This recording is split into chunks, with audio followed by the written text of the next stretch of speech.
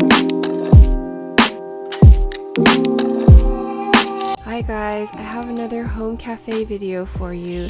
This video is going to be all about matcha, and I'm going to show you how to make 3 easy drinks and desserts that are inspired by things that I've had at Korean cafes. And I want to give a big thank you to Teami, who is sponsoring this video. Teami provided me with all the matcha that I'm using for free. I'm going to be using their matcha throughout the video, and if you guys are interested in purchasing Teami matcha, then use my link and code below.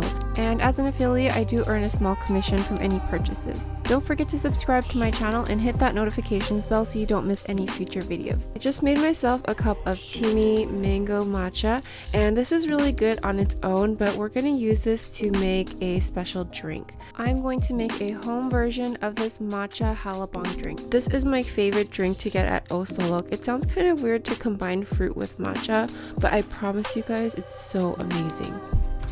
I'm going to start off with my favorite Jeju Hallabong tea, and you can also use the Korean yuzu citron tea, but you're going to need about 1 to 2 tablespoons of this in the bottom of your cup, and this has a nice citrus tang to it.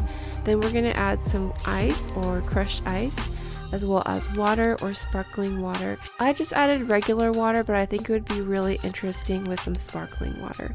And then on top, I just added all of the Teami mango matcha that I used, and mix it all up so you can evenly distribute the syrup. It doesn't look as pretty without the gradient, but it's gonna taste better this way. And your drink is ready.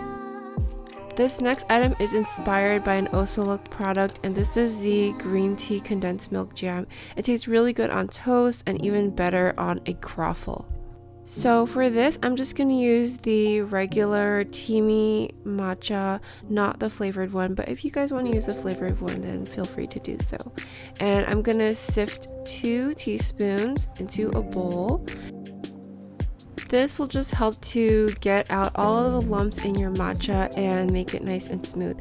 And you also want to sift your matcha when you're making it in your cup for everyday use. Then you're going to add approximately 2 tablespoons of hot water and use your matcha whisk to mix everything up.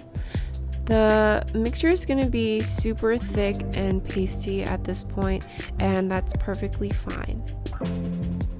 Then we're going to add approximately 1/4 a cup of milk and whisk it all up until it's thoroughly mixed. Then set this aside for future use. Next, we're going to measure 1/2 cup of whole milk and 1/2 cup of heavy cream and pour everything into a saucepan. And then we're going to heat this on medium-high heat until it starts to boil. And while it's heating on the stove, you want to make sure to stir it continuously with a wooden spoon because it boils up really quickly. Once the mixture starts to boil, reduce the heat down to low, add 3 tablespoons of sugar, and stir that into the milk until it is completely dissolved. And then you want to keep cooking this on low and stir it continuously until the milk starts to thicken and turn from milk into condensed milk. Then we're going to add the green tea milk mixture that we had set aside earlier and continue to cook this over low heat and stir it continuously until it starts to thicken. It'll look kind of like this, and it's not going to be as thick as the jam, but don't worry, when you put the jam into the jar and let it cool, it will thicken substantially on its own. So don't worry if the consistency is a little bit thin while it's in the pot. Make sure that any jars that you're using have been sanitized. So I like to sanitize my jars by just immersing them into boiling water for a few minutes and then pulling them out and letting them cool off. And I think that this will stay good in your fridge for about 1 week to 2 weeks after you make it. It tastes really good on that plain white milky bread, toasted in the morning for breakfast. Alternatively, you can have it on a croffle, and I just use these pre-made croissants from Trader Joe's. I stick them into my waffle iron for 2 to 3 minutes until they're nice and toasty, and then if you spread the matcha jam on this, it is insanely delicious. I mean, it's just next level. So this is definitely cafe food, and it's such a treat. That crispy, buttery croffle with a spread of sweet condensed milk jam is just so good. Next, I'm going to show you guys how to make this strawberry matcha latte. You'll need about 8 strawberries, and cut off the stems and chop up the strawberries into small pieces. Put the strawberries into a bowl and then use a wooden spoon to try to mash up the strawberries a little bit. Then we're going to add some sugar. You're going to need about half a cup of sugar. Next, add a squeeze of lemon to the strawberry mixture and mix everything up.